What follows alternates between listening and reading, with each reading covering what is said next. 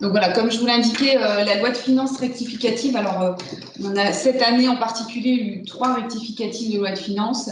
La première ne concernait pas des mesures d'exonération, mais plutôt le versement de la prime PEPA, par exemple, qui était étendue jusqu'à la fin de l'année, jusqu'au 31 août. Puis dans cette 3e loi de finances, on est venu y associer une possibilité de verser cette prime PEPA jusqu'à la fin de l'année, mais aussi ces mesures d'exonération que nous allons viser dans cette matinée. Alors, dans cette loi de finances rectificative, 3 grandes mesures ont été prises par le gouvernement. La première mesure concerne une exonération appelée exonération Covid, associée à une aide au paiement, puisque toutes les entreprises, on va le voir, qui bénéficient de cette exonération Covid vont également bénéficier de l'aide au paiement. Deuxième grande mesure qui va concerner cette fois toutes les entreprises, c'est le plan d'appurement qui consiste en fait à étaler les sommes qui sont dues par les entreprises et en fait, c'est les reports de cotisation qui ont été opérés entre l'exigibilité de mars à celle d'août, voire même peut-être septembre-octobre pour les entreprises qui sont encore concernées par ces possibilités de report de paiement. Et puis la remise exceptionnelle de dette. Alors pour cette remise exceptionnelle de dette, on attend les décrets d'application et les précisions puisque beaucoup de questions se posent. On en a, nous, remonté déjà beaucoup à l'URSSAF. Nos questions vont être remontées à la COS, mais aujourd'hui, on a encore beaucoup d'incertitudes quant au calcul de ces remises et également au fait d'en être automatiquement ou pas bénéficiaire. Et ça, on l'abordera tout à l'heure. Je vous invite bien évidemment à poser vos questions dans le fil de questions. On va dérouler le PowerPoint qui vous sera également transmis par Anne-Charlotte. Et surtout, si vous avez des questions, n'hésitez pas à les poser au fur et à mesure. On y répondra à la fin de la présentation, de manière à ce que peut-être que certaines de vos questions, on y apportera la réponse au fur et à mesure. Mais surtout, osez poser vos questions, c'est l'occasion, l'URSSAF est présent, les services de l'URSSAF sont présents, donc c'est aussi pour nous, mais aussi pour l'URSSAF, de recueillir vos questions et de vous apporter le plus rapidement possible ces réponses, voire même d'opérer des réponses aussi à des questions auxquelles on ne s'est pas penché, sur lesquelles on ne s'est pas penché. Alors ici, un rappel sur déjà les mesures d'accompagnement qui ont été mises en place par le gouvernement pendant cette crise Covid. Donc on le rappelle, les cotisations ont pu être... les cotisations ont pu être reportées en totalité. L'exigibilité des cotisations de mars à juin correspondant donc à la période déjà du mois de février, la période d'emploi de février, on avait la possibilité de reporter la totalité des cotisations, à la fois patronales et salariales. Ici, la volonté du gouvernement, c'était de permettre aux entreprises de garder leur trésorerie pour maintenir le paiement des salariés et des salaires. Ensuite, il a été laissé la possibilité de reporter uniquement la part des cotisations patronales pour la période d'exigibilité de juillet à août. Merci de couper vos micros, s'il vous plaît. Alors, si toutes les personnes qui se connectent pouvaient vérifier effectivement que leur micro était coupé, de manière à ce qu'il n'y ait pas d'interférence dans la présentation. Et ensuite, à partir de septembre, l'exigibilité de septembre, donc cotisation de la période de août, possibilité cette fois de reporter, mais sous certaines conditions, puisque seules les entreprises automatiquement pouvaient le faire sans demande à partir du moment où elles étaient contraintes de fermer leur activité. Donc on a ici cité les activités du spectacle, les discothèques, festivals, et puis les départements de Guyane et Mayotte. Ensuite, possibilité quand même d'échanger avec l'URSSAF sur ces possibilités de report et au cas par cas, l'URSSAF acceptait des reports en fonction de la situation de l'entreprise. Donc là, c'était la situation qui, en fait, à partir de ces éléments, on va voir que le gouvernement a décidé, notamment dans les plans d'appurement, d'opérer de l'étalement sur les cotisations qui n'ont pas été payées et qui n'ont à ce jour peut-être pas encore pu être réglées, puisque le report initial, notamment pour l'exigibilité de mars, avril et mai, c'était un report de 3 mois des cotisations. Or, on s'est vite rendu compte que certaines entreprises n'allaient pas pouvoir répondre à cette exigibilité de report de 3 mois et ont dû encore solliciter un report de leurs créances. Alors, on va d'abord vous parler de l'exonération partielle des cotisations et contributions à charge de l'employeur.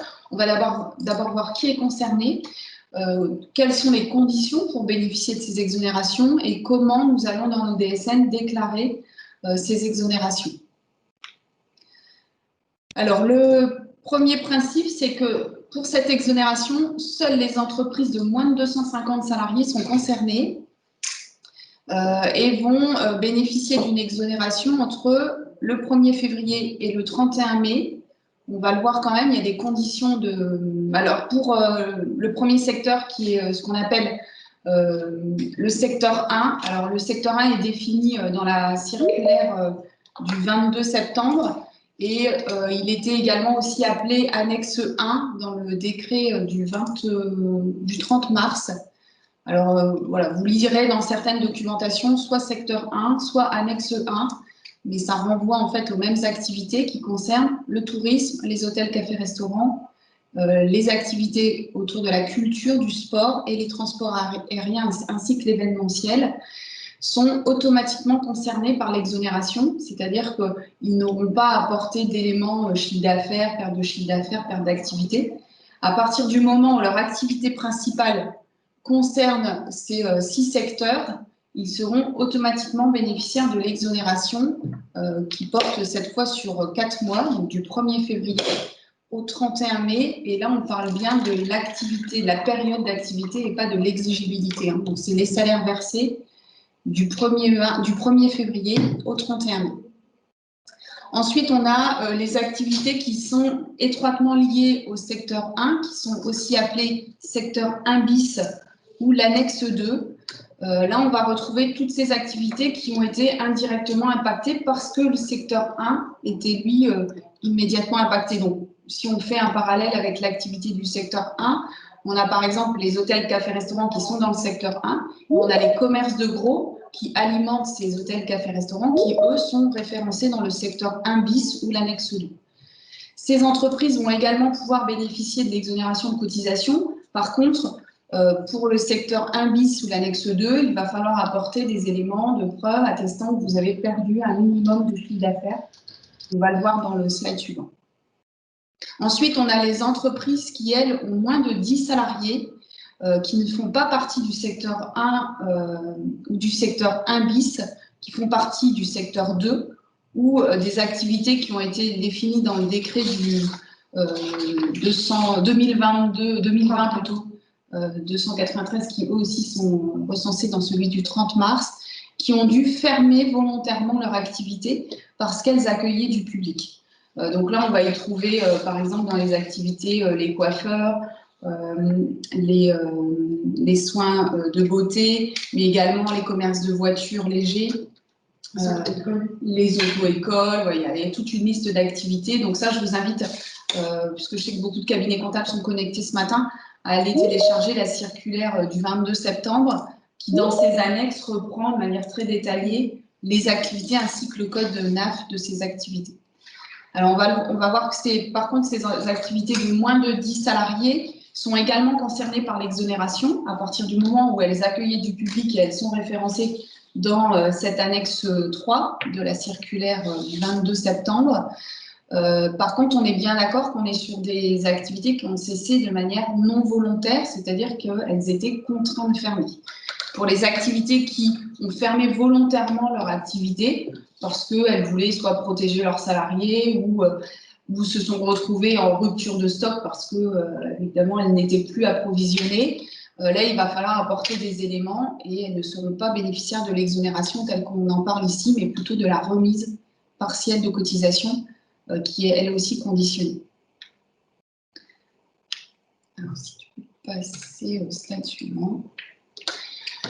Alors, concernant cette exonération partielle, à partir du moment où on fait partie du secteur 1, secteur 1 bis ou secteur 2, on a défini déjà que certains secteurs d'activité, certains employeurs seront exclus. Ça va être le cas des entreprises qui ne sont pas éligibles à la réduction générale des cotisations, donc souvent qui sont des entreprises publiques, par exemple, les SCI, les établissements de crédit ainsi que les sociétés de financement vont être exclus.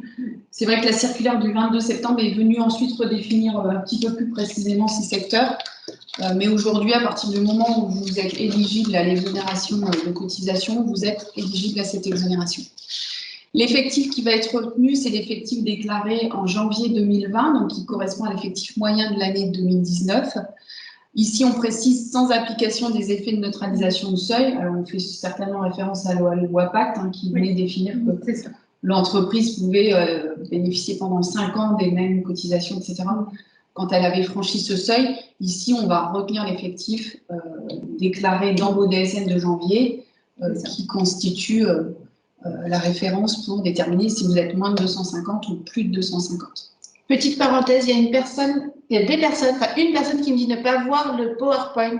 Il y en a d'autres qui sont dans ce cas-là, s'il vous plaît. Ensuite, il doit être évidemment, il est important également de définir l'activité principale de l'employeur. Alors, on a parfois des entreprises qui ont plusieurs secteurs d'activité au sein d'une même entreprise. Évidemment, ce sera le secteur le plus important qui va déterminer l'activité de l'entreprise. On verra que si on est sur des établissements qui ont des activités distinctes, on pourra, on le verra ensuite, peut-être faire état d'une activité sur un établissement, d'une activité principale sur un établissement. Mais aujourd'hui, en tout cas, si vous avez plusieurs activités dans vos entreprises, il faudra déterminer l'activité principale. Alors, on citait tout à l'heure comme exemple les bars tabac. Les bars tabac, il va falloir déterminer quelle est l'activité la plus importante en bar ou en tabac, puisque les bars ont dû fermer, mais l'activité tabac a pu, elle, continuer. Donc, si l'activité tabac est plus importante que l'activité bar, évidemment, quand bien même vous faites partie du secteur de l'annexe 3 ou du secteur 2, vous ne pourriez pas bénéficier de l'exonération, puisque votre activité principale pouvait continuer pendant cette période Covid. Alors, pour bénéficier de l'exonération partielle de cotisation, si on est dans le secteur 1, on a dit pas d'apport de chiffre d'affaires à communiquer. Il fallait juste apporter la preuve que l'activité principale était bien référencée dans ce secteur 1. Par contre, pour le secteur 1 bis, c'est les activités qui sont indirectement impactées parce que l'activité du secteur 1 a dû s'interrompre. Ces entreprises doivent apporter la preuve d'une perte de chiffre d'affaires, on va le voir, de 80 ou 30%. En fonction de modalités qu'on va définir juste après. Voilà pour. Alors ensuite, on a des particularités pour les sociétés, les groupements d'employeurs et les sociétés d'intérim. Voilà, s'il y a des questions sur ce sujet, on y répondra. Mais en tout cas, pour les sociétés d'intérim, si l'intérimaire était placé dans une de ces entreprises secteur 1 ou secteur 1 bis, automatiquement l'exonération est acquise dès lors que la société d'intérim compte moins quand même de 250 salariés. Il y a une de ces conditions qui étaient posées. En fait, les conditions, elles vont s'apprécier au niveau de l'entreprise utilisatrice seulement pour la condition d'activité, au niveau de l'ETT pour la condition d'effectif, et en fait, l'éligibilité, par contre, s'apprécie pour chaque mission du salarié. Donc, pour les ETT, on a vraiment 3 conditions à respecter. Oui. Alors, concernant les dernières conditions pour pouvoir bénéficier également de cette exonération, évidemment, c'est l'absence de condamnation au travail dissimulé au cours des 5 ans qui précèdent la demande. Il est évident que si vous avez eu un contrôle URSSAF et au cours de ce contrôle, il s'avérait vous aviez eu ce type de condamnation, vous ne pourrez pas prétendre à l'exonération. Et sachant que si jamais vous faites, donc là, postérieurement, vous faites l'objet d'un contrôle pour travail dissimulé et donc d'une condamnation pour travail dissimulé, l'annulation des exonérations qui portent d'habitude sur la réduction générale portera aussi sur cette exonération Covid. Puisqu'il y a une reprise automatique des aides qui ont été attribuées dans le cadre de ce type d'infraction. Alors ensuite, une limite de 800 000 € en cumul avec l'aide au paiement qu'on verra après. Là, ici, on a un besoin de précision, évidemment, qu'on n'aura pas aujourd'hui, mais en tout cas, la question qu'on se posait encore ce matin, c'était de savoir si dans ces 800 000 €, il était intégré les exonérations de charges dont bénéficient déjà les entreprises, et on pense ici à l'allègement général des cotisations. Est-ce que dans ces 800 000 €, on a l'exonération? l'aide au paiement, mais aussi l'allègement général des cotisations. Ce qui peut quand même changer du coup le schéma de calcul, hein, puisque si une entreprise bénéficie déjà de 500 ou 600 000 euros d'allègement, ça voudrait dire qu'elle n'aurait droit qu'à 200 000 euros d'exonération, ce qui en réalité est peu, puisqu'on a déjà nous opéré quelques calculs. Et pour des entreprises qui ont vu quand même leur chiffre d'affaires baisser de manière considérable, mais ont été quand même contraints de garder en activité leurs salariés, donc de verser des salaires, et bien l'aide, là on a un exemple d'une société de 40 personnes, l'aide ainsi que l'exonération représentent quand même 250 000 euros. Voilà, 250 000 euros, plus éventuellement l'allègement s'il est réellement intégré dans cette enveloppe, mais c'est à vérifier. Les services de l'URSSAF m'ont posé la question à la COS. C'est pas clair en tout cas dans les circulaires qui nous sont communiqués aujourd'hui. Ben, ça peut aller très vite et on peut très vite dépasser cette enveloppe. Donc quoi qu'il arrive, l'exonération partielle dont on parle aujourd'hui, plus l'aide au paiement dont on parlera un petit peu après, ne doit pas représenter aujourd'hui 800 000 euros. Et la question qu'on se pose, sur laquelle on n'a pas de réponse, c'est est-ce qu'on y intègre dans ces 800 000 l'allègement. Pour le secteur de la pêche et de l'aquaculture, l'aide est limitée à 120 000 euros. Alors tout ça, c'est des références européennes, hein, puisque au niveau européen, en fait, les États ne peuvent pas aider les entreprises à plus de 800 000 euros. Donc ça fait référence à des dispositions européennes ici que doivent respecter l'ensemble des pays rattachés à l'Union européenne. Et c'est bien sûr, même dans le cadre de cette crise, une des conditions qui doit être respectée. N'est pas inclus dans ces 800 000 euros, par contre, les indemnités d'activité partielle qui ont été versées par l'État, ainsi que les aides de l'État versées dans le cadre de cette crise sanitaire. Elles ne sont pas du tout à intégrer dans ces 800 000 euros. Et sachant qu'on parlait tout à l'heure d'établissement et d'entreprise, le seuil s'apprécie au niveau de l'entreprise. Oui, les 800 000 euros, ce ne sera pas au niveau de l'établissement. C'est ensemble de l'entreprise. Oui. Concernant maintenant la perte de chiffre d'affaires. Donc, cette perte de chiffre d'affaires, elle doit être démontrée pour le secteur 1 bis. Donc, on rappelle, secteur 1 bis, ce sont les entreprises qui sont référencées dans l'annexe 2 du décret du 30 mars. Ces entreprises doivent démontrer avoir perdu au moins 80% de leur chiffre d'affaires pour la période du 15 mars au 15 mai. Donc, ça couvre 2 mois de chiffre d'affaires.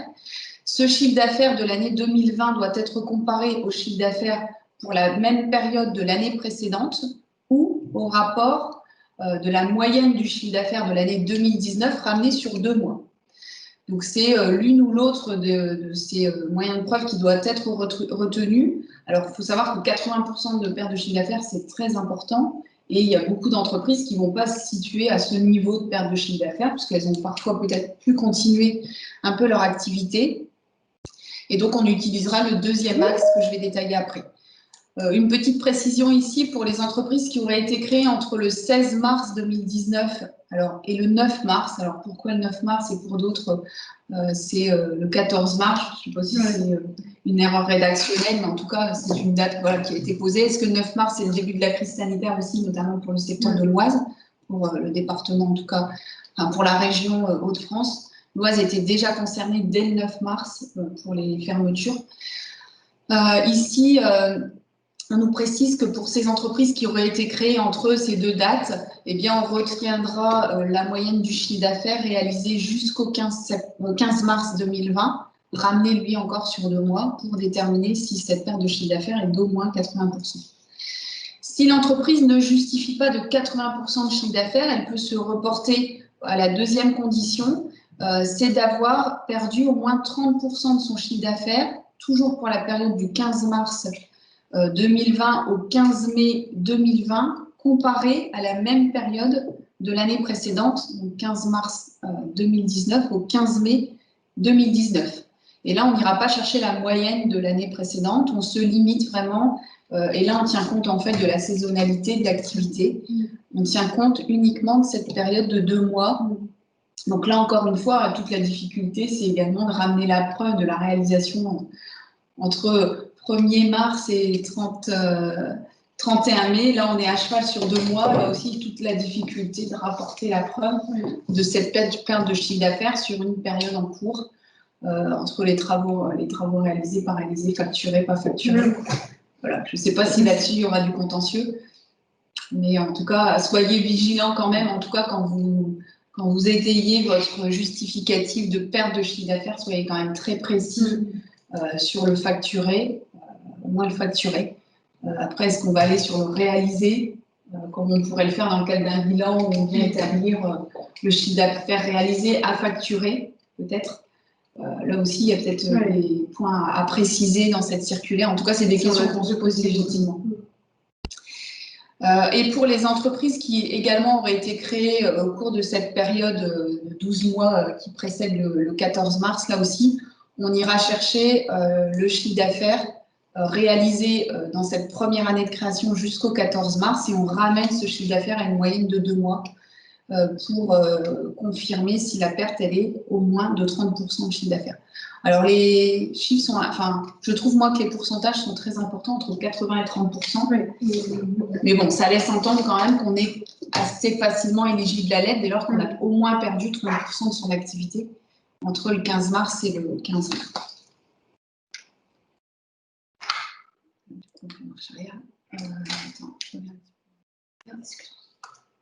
Donc on était là. Ensuite, sur les conditions pour être éligible à l'aide, donc on l'a dit, c'est l'activité principale de l'entreprise qui permet de se situer dans le secteur 1 ou secteur 2, secteur 1 ou secteur 1 bis. Et on est bien sur l'activité tout établissement confondu. Là, c'est une première condition qui est posée. Et ensuite, on va s'attacher à l'activité réelle de l'entreprise. Alors, le code NAF n'est pas un seul indicateur, hein. C'est un indicateur. Pour autant, on doit aussi s'attacher au chiffre d'affaires qui est réalisé dans l'entreprise ou, à défaut de pouvoir déterminer réellement l'activité par rapport au chiffre d'affaires, on peut aussi utiliser l'effectif occupé dans l'entreprise sur l'activité la plus impactée. Donc là, charge aussi à vous de constituer votre dossier. Alors, je dirais, dans ce genre de situation, je pense qu'il faut se constituer un dossier de contrôle. Oui, je pense aussi. Il faut avoir tous les moyens de justifier quelle est la réalité en fait. Parce que là, on se base sur l'activité réelle, la réalité du terrain, et donc du coup, d'avoir tous des éléments qui justifient. Donc, imaginons, par rapport à l'effectif, quelles sont les missions de la plupart de vos salariés, par exemple. On va être vraiment sur la réalité. Et pour ça, voilà, ayez votre dossier de contrôle prêt, de manière à ce que quand le contrôle arrive, alors soit peut-être dans le cadre de contrôle spécifique pour cette exonération, on ne le sait pas encore, ou de contrôle qui serait réalisé dans le cadre d'un contrôle classique, voilà, ayez votre dossier qui permette d'apporter la preuve de toutes ces informations pour justifier votre exonération. Alors, il est ici quand même aussi admis que lorsque les établissements ont des activités réellement distinctes, alors je prends par exemple, je n'ai pas cherché l'exemple. Alors, il y a le secteur, je sais pas, médico-social, donc on peut avoir vraiment avec plusieurs établissements, on va avoir un établissement qui va être propre à la restauration, par exemple.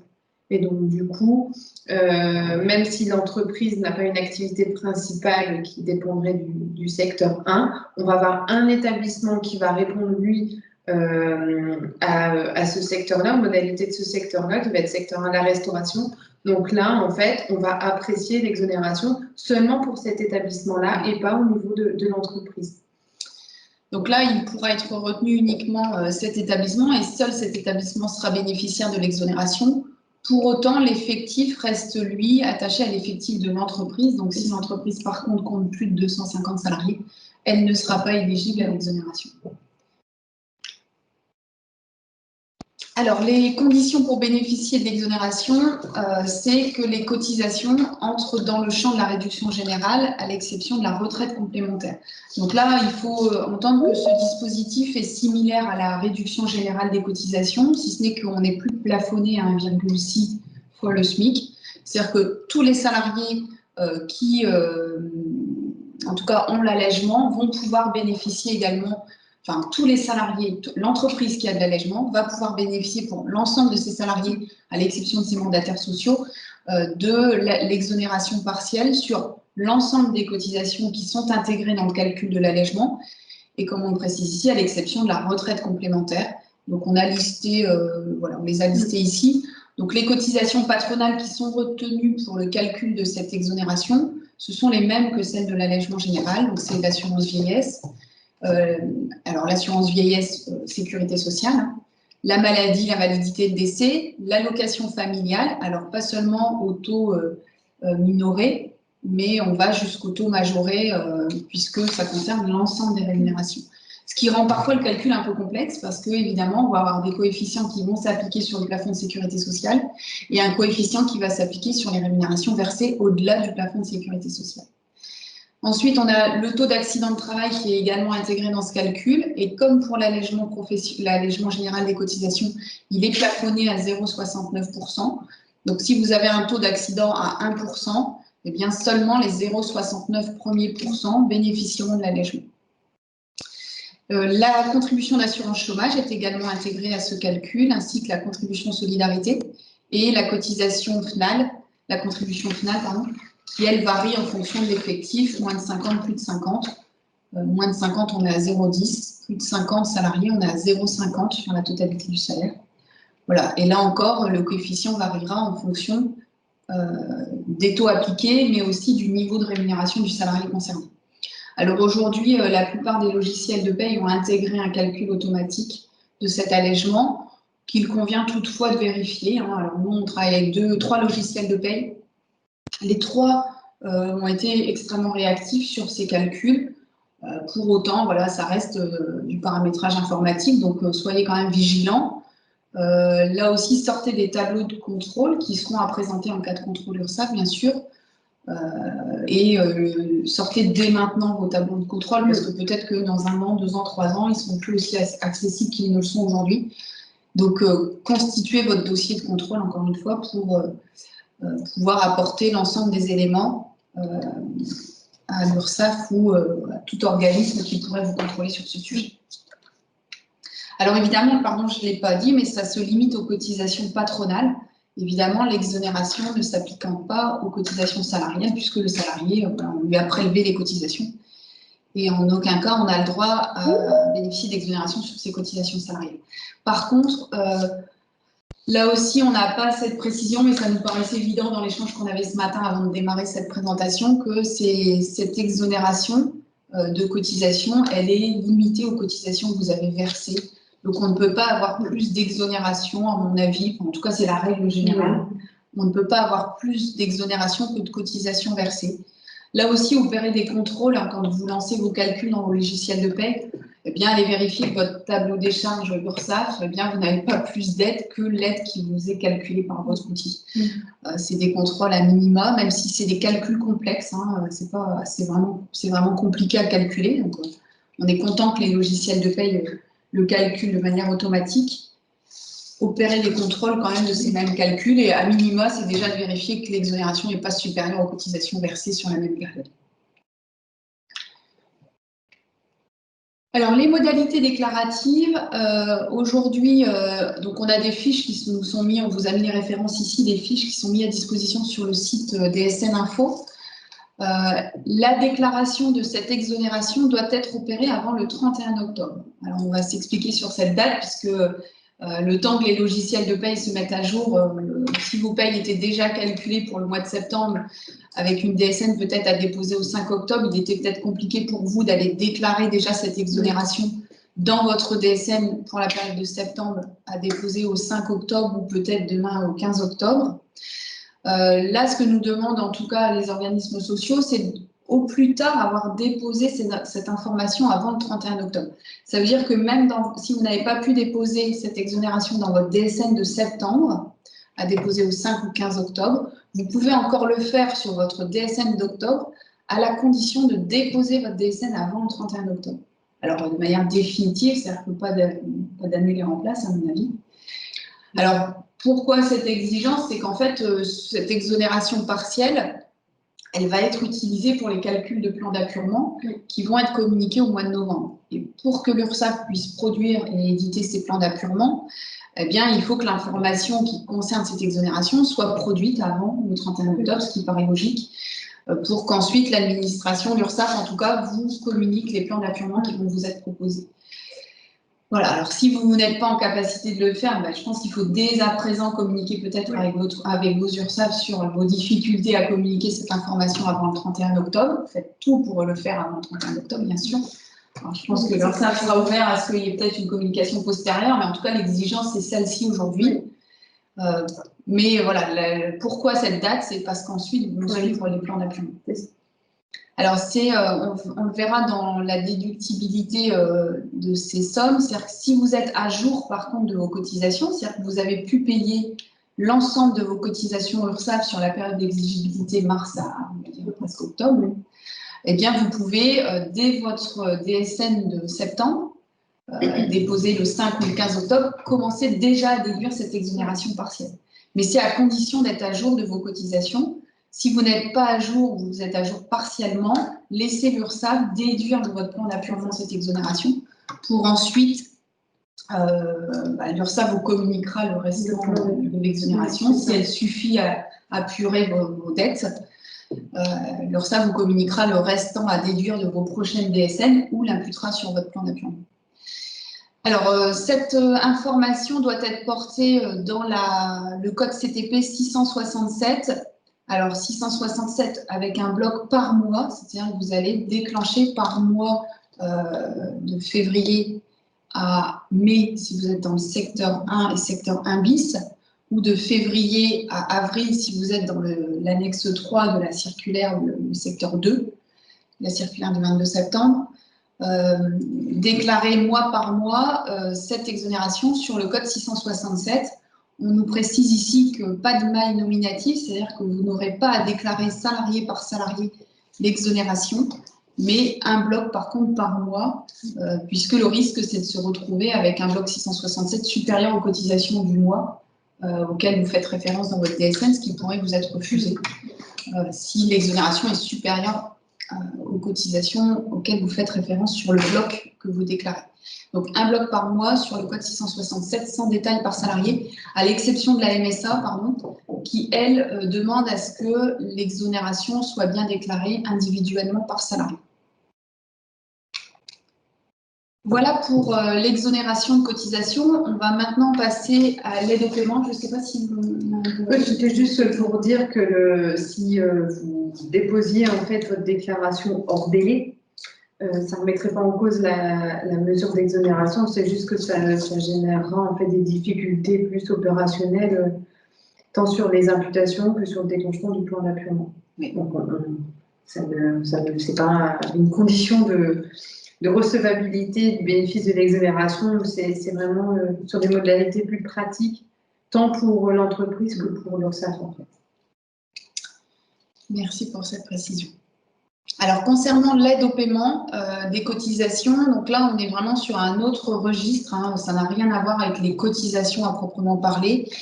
On va voir les conditions, qui est concerné et les conditions pour en bénéficier, et également les modalités déclaratives. Donc, dans un premier temps, cette aide au paiement, elle est automatiquement, les entreprises qui sont éligibles à l'exonération dont on vient de vous présenter sont automatiquement éligibles à l'aide au paiement. L'aide au paiement, elle correspond à 20% des salaires versés correspondant à de l'activité pour la période auquel vous avez le droit à l'exonération. C'est-à-dire que si vous avez le droit à 4 mois d'exonération, 1er février, 31 mai, vous aurez le droit à 20% d'aide sur les salaires versés soumis à cotisation pour cette même période. Donc, de 4 mois ou de 3 mois en fonction si on se situe en secteur 1 ou en secteur 2. 20% des revenus d'activité, il nous est aussi précisé, c'est peut-être pas noté ici, mais qu'on doit être à jour de la régularisation de l'activité partielle. Alors, je vous donne un exemple. Si par exemple vos logiciels de paie n'ont pas du tout été prêts pour l'activité partielle et vous avez dû calculer normalement vos payes de février, enfin de mars à mai, et c'est seulement au cours du mois de mai ou juin que vous avez pu porter l'absence d'activité partielle et l'allocation, il est évident que vous ne pourrez pas bénéficier de 20% des salaires versés soumis à cotisation qui en réalité ont été cotisés mais ne correspondent pas à une activité salariée. On laisse entendre que le décalage dans la circulaire le décalage normal de variables est autorisé. C'est-à-dire si vous avez décalé, si vous avez pour habitude de porter vos variables du 15 au 15 du mois suivant, donc un exemple en mars, vous avez porté vos absences du 15 février au 14 mars, votre activité partielle en réalité du mois de mars est donc portée sur le mois d'avril, ainsi de suite, et décalée de 15 jours à chaque fois, eh bien vous êtes éligible à ces 20% sur les revenus versés du 1er février au 31 mai, quand bien même il y a un décalage de cette activité partielle. Hors cas que je vous ai présenté, l'exemple que je vous ai présenté juste avant, où on a complètement décalé l'activité partielle parce qu'on n'était pas en mesure de le porter en paye. Là, attention à ce que ce ne soit pas excessif, en tout cas qu'il y ait une réelle régularisation des bases qui concernent le calcul de cette exonération, de cette aide. Donc c'est une aide au paiement, et donc ces 20%, ils sont calculés sur le salaire brut soumis à cotisation. Si on est par contre sur des bases forfaitaires ou des bases abattues, on utilisera ces mêmes bases, donc forfaitaires ou abattues, pour déterminer les 20% d'aide au paiement. Et donc, du coup, je précise juste que c'est bien les revenus d'activité et pas les revenus de remplacement. Voilà, on est bien sûr. Donc, dans revenus de remplacement, vous excluez l'activité partielle, l'allocation d'activité partielle, les indemnités journalières, de sécurité sociale, etc. Voilà pour cette aide. Alors là encore, les logiciels nous la calculent de manière automatique. Vérifiez-la quand même. Ensuite, on nous précise également que si dans cette période, il a été apporté des rappels de salaire, là, il faudra les exclure par contre du calcul de ces 20%. Donc ça, c'est des précisions qu'on a dans la circulaire du 20 septembre, pour lequel sur cette exonération et sur cette aide au paiement, normalement, on a toutes les informations, à la fois les décrets, mais aussi la circulaire d'application. Là encore, mais on le précisait déjà sur l'exonération, cette aide au paiement cumulée à l'exonération ne doit pas excéder 800 000 €, quid de l'allègement général des cotisations. Et là, on vous apportera par l'intermédiaire d'Anne-Charlotte la précision. Pour moi, ça me paraît logique que l'allègement ne soit pas dedans, mais puisqu'on y exclut également l'aide de l'État et l'aide d'activité partielle, mais la question se pose quand même, et puis la somme n'est pas neutre. Donc, attention. Voilà pour... alors, concernant l'imputation de cette aide, donc on va d'abord déduire l'exonération dont on a parlé, du plan d'appurement, ou si vous êtes à jour de vos cotisations, on va d'abord déduire de vos prochains paiements l'exonération, puis ensuite l'aide au paiement. N'inversez pas l'aide au paiement et l'exonération, c'est d'abord l'exonération, puis l'aide au paiement. En sachant que l'aide au paiement ne pourra pas s'imputer au-delà des périodes d'emploi 31 décembre de l'année. C'est-à-dire que vous pourrez déduire cette aide au paiement jusque dans votre DSN de décembre, donc le 5 et 15 janvier, mais pas au-delà. Par contre, je pense que l'exonération, elle, pourra être reportée au-delà. Mais il n'y a pas de précision. Non, je ne pense pas. Je crois que c'est non plus. Donc, même l'exonération serait limitée sur l'année 2020, donc pas possibilité de report sur l'année suivante. Bon. Je ne l'ai pas lu, en tout cas. Ce serait bien que ce soit précisé. Ça me semble plus cohérent avec, ça me semble cohérent avec le reste. Mais c'est vrai que dans les circulaires, on ne lit que le report n'est possible que, en tout cas, il n'y aura pas de report sur l'aide au paiement, on ne le lit pas, en tout cas sur l'exonération. Donc, je trouve que la question elle est intéressante, même si on espère évidemment que les entreprises auront repris leur activité et auront pu imputer déjà l'exonération sur cette dernière partie de l'année. L'aide au paiement sur la rémunération d'un salarié mandataire. Alors, concernant l'aide au paiement des salariés mandataires, l'aide, en fait, c'est le stade juste après. L'aide est forfaitaire, en fait, pour les mandataires sociaux. C'est-à-dire qu'on ne va pas calculer 20% sur les salaires des mandataires sociaux, mais on va leur attribuer une aide forfaitaire. Donc, de 2 400 € lorsqu'on est dans une entreprise de moins de 250 salariés, donc secteur 1. Et lorsqu'on est dans une entreprise de moins de 10 salariés, ce sera 1 800 €. L'aide, elle est forfaitaire, elle concerne toute la période, ce n'est pas 2 400 par mois, et c'est donc 2 400 pour une seule fois, et dans la limite des cotisations versées. Donc si le mandataire social a une petite rémunération qui ne couvre pas, pour lequel l'aide... Alors là, par contre, on va comparer ça. La contribution due, c'est salariale et patronale. Par contre, là, je me pose la question là en même temps. dans la limite des cotisations, puisqu'on est sur l'aide au paiement. Pour moi, ça couvre à la fois les cotisations salariales et patronales, mais avec un petit doute quand même. Puisqu'on n'est pas sur l'exonération là, qui porte uniquement sur les cotisations patronales. On est sur une aide au paiement qui doit couvrir au maximum les cotisations dues. Et là, dans la circulaire, on n'apporte pas de précision sur ces cotisations, donc on pourrait entendre que ce soit les cotisations salariales et patronales. Avec un montant donc forfaitisé pour les mandataires sociaux. Donc l'aide au paiement, on va exclure évidemment dans le calcul des 20% des mandataires sociaux. On calcule les 20% sur les salaires bruts versés soumis à cotisation. Puis on ajoute 2400 ou 1800 en fonction du secteur et de l'exonération dont on a bénéficié. Donc secteur 1, secteur 1 bis, ce sera 2400. Et secteur 2, ce sera 1800 dans la limite des exonérations, des cotisations versées. Alors, comment nous allons déclarer cette aide au paiement? Elle sera également déclarée en DSN. Déclarée en DSN sur le code CTP 051 en une seule fois. C'est-à-dire que là, on n'apportera pas de bloc mensuel. On va apporter un seul bloc dans la prochaine DSN que vous allez déclarer et donc normalement également, au plus tard également, 31 octobre. Concernant également pas de maille non plus par contrat de travail, donc un seul bloc, un seul montant versé dans cette DSN. Donc là, on vous en a déjà parlé, mais voilà, le slide permet de reposer un peu les choses. Donc si vous êtes à jour de vos cotisations, donc vous avez pu régulariser les reports de paiement que vous aviez fait, ou peut-être que vous n'aviez pas opéré de report de paiement puisque vous aviez une trésorerie suffisante pour payer vos cotisations. Vous allez pouvoir déduire dès votre prochaine échéance, donc dès la DSN de septembre, déposée au 5 et 15 octobre, vous allez pouvoir déduire à la fois l'exonération, mais aussi l'aide au paiement.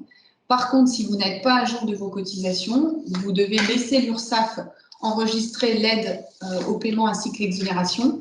Et c'est l'URSSAF qui imputera d'abord sur les sommes que vous devez, les deux exonérations et aides dont on a parlé, pour ensuite vous communiquer votre plan d'appurement.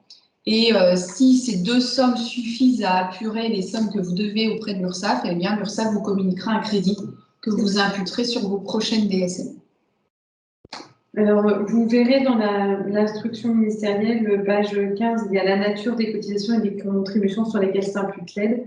Et comme c'est ce paragraphe-là intervient après en fait le positionnement sur les mandataires sociaux, on peut en déduire que c'est sur et les cotisations patronales et salariales. D'accord. Voilà pour les éléments pour lesquels, je dirais, on a tout aujourd'hui pour travailler. Les décrets et les circulaires, en tout cas l'instruction ministérielle. Par rapport au plan d'appurement, là, on attend encore des précisions. Les décrets ne sont pas encore parus. Je pense qu'ils vont paraître dans les prochains jours. Hein. Ça ne devrait pas tarder. Hein. On attend en tout cas, et c'est important qu'on les ait rapidement. Donc, même chose, on va voir qui est concerné, dans quelles conditions, et puis le fonctionnement de ce plan d'appurement. Même si là, voilà, on est sur la rédaction de la loi de finances rectificative, et on s'appuie de cette loi de finances pour vous apporter cette information. Ouais. Alors, qui va être concerné par ce plan d'appurement? Eh bien, ça va être tous les employeurs qui, aujourd'hui, doivent des cotisations et ont été concernés par le report des cotisations jusqu'au 30 juin 2020. Les contributions qui, pour bénéficier en tout cas de ce plan d'appurement, en tout cas, même si on n'a pas acquitté nos cotisations salariales, on va pouvoir être éligible à ce plan d'appurement puisqu'il intègre à la fois les cotisations salariales et patronales. Ce qui est exceptionnel puisque l'employeur est normalement tenu, quand il a des difficultés de trésorerie, au moins de s'acquitter de ses cotisations salariales et ne peut demander un report de ces échéances que pour la quote-part patronale. Donc là, on était dans une crise exceptionnelle qui voilà, permettait aussi de reporter les cotisations salariales. Donc le plan d'appurement intégrera les deux éléments, salarial et patronal. Le plan d'appurement, il va être déterminé à partir des cotisations que vous avez déclarées, moins l'aide, l'exonération et l'aide au paiement que vous non visez. Donc c'est après déduction de ces deux sommes que sera calculé votre plan d'appurement.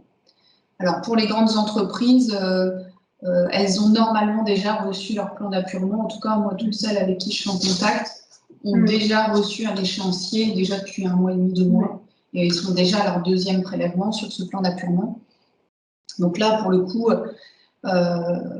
normalement, c'est déjà en route. En tout cas, la condition pour bénéficier de ce plan d'appurement pour ces grandes entreprises, c'était de ne pas avoir pris de décision de versement de dividendes ou de rachat d'actions entre le 5 avril et le 31 décembre 2020. Donc là, attention, parce que si vous, j'imagine que, je laisse l'URSSAF confirmer, si vous avez versé ou pris la décision de verser des dividendes, eh bien, vous aurez peut-être des pénalités sur les sommes non versées puisque vous étiez censé pouvoir verser vos cotisations normalement, échéance normale. Donc le risque peut-être, c'est du déclenchement de pénalités sur les sommes qui ont fait l'objet de ce plan d'appurement. Alors, le plan d'appurement, il va être communiqué avant le 30 novembre à l'ensemble des entreprises. Et les entreprises de moins de 250 salariés auront 1 mois pour répondre à ce plan d'appurement. Alors moi, j'invite toutes les entreprises à répondre à ce plan d'appurement et surtout y répondre si vous n'êtes pas en capacité si vous voyez que les échéances qui vous sont proposées par l'URSSAF vous semblent insurmontables, eh bien, il faut rapidement communiquer avec les URSSAF. Pourquoi? Parce que ce plan d'appurement n'est éligible à aucune pénalité. Par contre, et une entreprise qui se voit appliquer un plan d'appurement, à partir du moment où elle respecte ce plan d'appurement, est considérée comme une entreprise à jour de ses cotisations. Et donc, vous pourrez avoir vos attestations de compte à jour, etc. Par contre, si vous ne respectez pas ce plan d'appurement qui vous est proposé et vous ne respectez pas les échéances, eh bien, vous allez être considéré comme une entreprise qui n'est pas à jour de ses cotisations. Et de fait, vous n'aurez plus vos attestations de compte à jour, ce qui du coup rend difficile l'activité. On le sait quand on est obligé de répondre à des appels d'offres, des choses comme ça. C'est très compliqué. Donc surtout, oser communiquer avec l'URSSAF et de proposer peut-être un étalement un petit peu plus important, en tout cas communiquer. C'est extrêmement important pour que, évidemment, vous soyez en phase à la fois par rapport au plan qui vous est proposé et votre plan de trésorerie. C'est ça.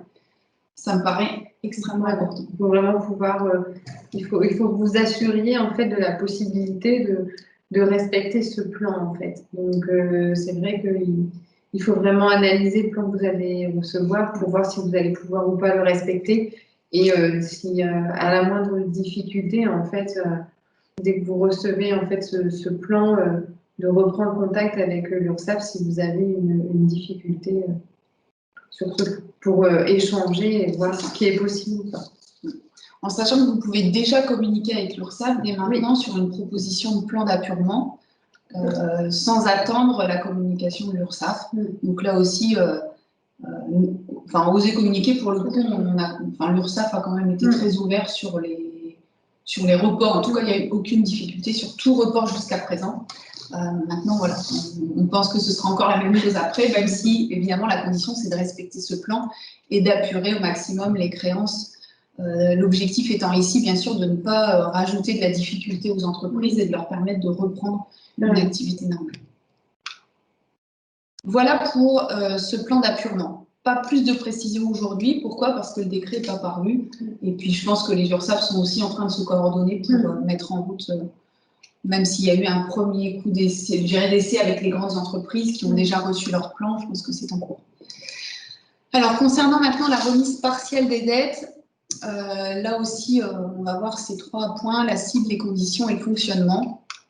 Alors, la remise de dette, je dirais que c'est le cas extrême où là, on ne se situe pas dans le secteur 1 ni le secteur 1 bis et on ne se situe pas non plus dans le secteur 2. Donc, on n'est pas éligible aux exonérations. Par contre, on est quand même une entreprise de moins de 250 salariés. On n'a pas bénéficié des 2 points précédents. On a conclu un plan d'appurement avec l'URSSAF. Et on est par contre à jour du paiement de ces cotisations au 1er janvier 2020. Donc ça, c'est une des conditions qui est posée pour cette remise partielle de dette. Et on n'a pas non plus fait l'objet de condamnation au cours des 5 années qui précèdent la demande au titre du travail dissimulé. Pour cette remise de dette, je dirais que là, donc on ne fait pas partie des 3 secteurs, ou alors on fait partie du secteur 1 bis, Et on n'a pas perdu au moins 80% de son chiffre d'affaires ou 30% pour la période 15 mars, 15 mai. Mais par contre, on a au moins perdu 50% de son chiffre d'affaires sur la période de février à mai 2020. Donc, c'est pas simple. Hein. Je dirais que c'est l'entonnoir, en fait, hein, si on ne fait pas partie de ces trois secteurs où on n'a pas bénéficié parce qu'on ne répondait pas aux conditions de chiffre d'affaires, on a encore peut-être cette possibilité de bénéficier d'une remise partielle. Mais il faut évidemment apporter également cette preuve de perte de chiffre d'affaires de 50%, qui est appréciée selon la règle qui a été définie pour le bénéfice du Fonds de solidarité et qui est à destination des entreprises qui ont été particulièrement touchées par les conséquences de cette crise sanitaire. Par contre, la condition pour bénéficier de cette remise, c'est d'être au moins à jour de ces cotisations salariales qui sont incluses dans le plan. Donc là, c'est un peu contradictoire parce que dans le plan, on peut inclure les cotisations salariales, mais on nous dit qu'il faut être à jour de ces cotisations salariales. Et là, je trouve qu'il y a un petit peu confusion puisque dans le plan, on va avoir aussi les cotisations salariales et patronales. Alors, est-ce que ça veut dire qu'il faut être à jour de ces cotisations salariales pour la période à partir du moment où on ne pouvait plus les reporter, donc pour les échéances les éligibilités de juillet, août? Par contre, celles de mars à juin pouvaient faire l'objet d'un report et donc d'un plan d'appurement. Voilà, là aussi, on atteint des précisions. Par contre, une chose semble quasi sûre aujourd'hui dans les textes, tels qu'ils sont définis, c'est que seules les entreprises qui bénéficient de ce plan d'appurement pourront bénéficier de la remise partielle. Donc, je dirais que ce n'est pas une bonne nouvelle et ce n'est pas un traitement, je dirais, presque équitable, puisque quand bien même on est à jour de ces cotisations, parce qu'on avait de la trésorerie, même si on a perdu 50% de son chiffre d'affaires, on ne serait pas éligible à cette remise partielle. Et je trouve que là, pour le coup, il y a une certaine injustice parce qu'on peut très bien avoir de la trésorerie et puis pas du tout avoir travaillé pendant cette période Covid, et puis avoir joué le jeu quand même du paiement, je dirais, général de ses dettes, qu'elles soient fournisseurs ou organismes sociaux. C'était une possibilité de reporter, mais ce n'était pas automatique. Et je dirais que nous, pour le coup, en tant que conseil, on a incité nos clients à payer leurs cotisations, si elles le pouvaient. Or là, on est un petit peu pris au piège parce qu'en fait, on les a incités à payer alors que ici, cette remise partielle ne sera accordée qu'à ceux qui n'ont pas payé leurs cotisations, ce qui paraît extrêmement injuste. Alors là, on va demander au MEDEF de se manifester sur ce point parce que, et puis peut-être aussi de remonter, l'URSSAF va remonter cette question à la COS, puisque, ou en tout cas, ça me paraît très injuste de ces entreprises qui peut-être aussi ont joué le jeu du paiement, soit parce que de toute façon elles s'attendaient à devoir les payer, mais aussi parce que le système de sécurité sociale vit aussi du paiement des cotisations. Et évidemment, en tout cas, on n'avait pas à freiner la sortie de trésorerie ou l'entrée de trésorerie auprès des organismes sociaux. Donc, je trouve un petit peu cette situation, c'est mon avis, injuste, et j'espère qu'elle sera peut-être rétablie dans le cadre des décrets qui vont sortir. Le fonctionnement de cette remise partielle, donc c'est une remise des dettes de cotisation et des contributions patronales. Alors, il nous est donné un exemple dans la loi de finances. On a deux exemples qui nous sont donnés et on attend à ce qu'ils soient retranscrits dans le décret d'application. On nous donne comme exemple une entreprise qui aurait perdu 70% de son chiffre d'affaires entre la période février à mai, serait éligible à 50% de remise de ses cotisations contributions patronales. Et 50%, c'est le pourcentage maximal auquel pourraient bénéficier les entreprises. Une entreprise qui, par exemple, aurait perdu au moins 50% de son chiffre d'affaires serait éligible à 30% de remise de ses contributions patronales. Alors, c'est deux exemples qui nous sont posés dans la loi de finances. On attend la retranscription dans le décret d'application. Je pense que ce sera reporté ainsi. Après, voilà, entre 30 et 50%, est-ce qu'il y aurait une règle de calcul qui pourra déterminer un pourcentage? Là, on n'a pas de règle définie. On attend des précisions sur ce sujet. Et on vous a mis à la fin du PowerPoint les références qui nous ont permis de construire ce document et de bâtir en fait cette intervention ce matin. Alors, on va peut-être pouvoir... donc ça, les textes vous seront communiqués ainsi que la circulaire ministérielle, puisqu'elle a été publiée après la construction de ce support. Donc, on va maintenant pouvoir passer aux questions, à la moins que vous souhaitiez d'autres éléments. Donc, on va vous redonner cette fois. Alors, on va reprendre déjà les questions peut-être qui ont été posées par écrit. Il y en a. Il n'y en a pas du tout? Non. OK. Il y a Madame Brunet qui voulait poser une question, mais est-ce que c'est sa question qu'elle a posée justement par écrit ou pas? Dès le départ, elle a levé la main. Alors maintenant, vous pouvez peut-être activer vos micros et prendre la parole, puisque là, le but, c'est maintenant d'échanger en fait sur ce petit déjeuner. Je ne sais pas si tu peux stopper le PowerPoint.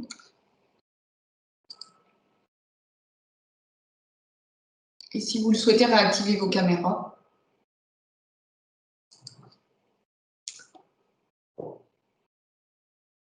Vous nous entendez?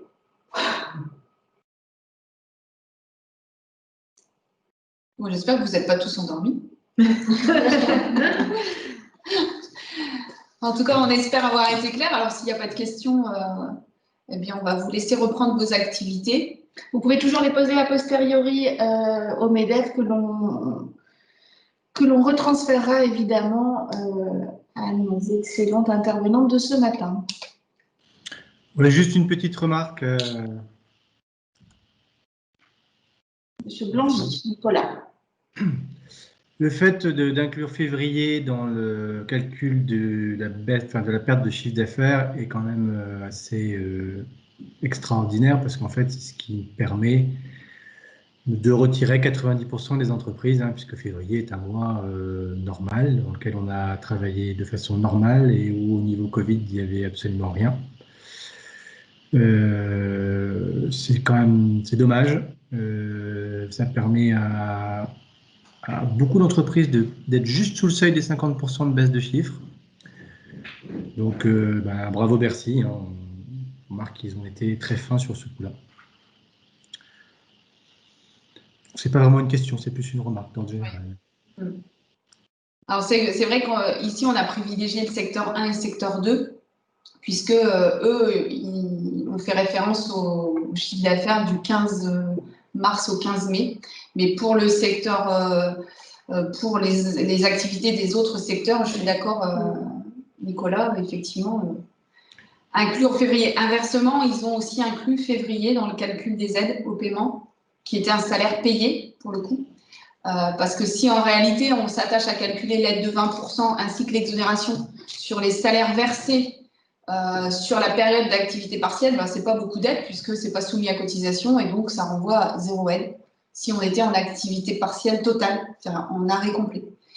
Là, on y a inclus aussi février. Je garde quand même votre remarque, Nicolas, sur le fait qu'effectivement, ce n'est pas juste d'avoir intégré le chiffre d'affaires de février puisque de février quasiment à fin mars, on a quasiment comptabilisé un chiffre d'affaires au 15 mars, un chiffre d'affaires normal. Je suis d'accord. Monsieur Moy, concernant le décalage du chômage partiel, faut-il le comprendre en compte dans le calcul? Le son est coupé, je n'ai pas entendu. Okay. Alors, en fait, dans la circulaire du 22 septembre, on nous dit que en fait, on doit avoir maintenu un décalage normal de variables. C'est-à-dire que si vous aviez pour habitude de décaler d'un mois vos variables de paie, donc de porter vos absences de février en mars, et donc votre activité de mars en avril, vous pouvez considérer les salaires bruts versés sur cette période, 1er février, 31 mai ou 1er février, 30 avril, pour le calcul des exonérations, quand bien même toute l'activité partielle n'a pas été portée sur cette même période parce qu'elle subit un décalage normal. L'exemple que je donnais, c'était on n'a pas du tout porté d'activité partielle parce que le système de paye n'était pas prêt, on a porté ça au mois de juillet. Là, évidemment, il faudra régulariser, à mon avis, vos bases de calcul, puisqu'on n'est pas sur un décalage normal, on était face à une problématique informatique. Mais le décalage de variables semble être accepté dans le calcul des exonérations et de l'aide au paiement. Voilà, j'espère que j'ai répondu à ta question.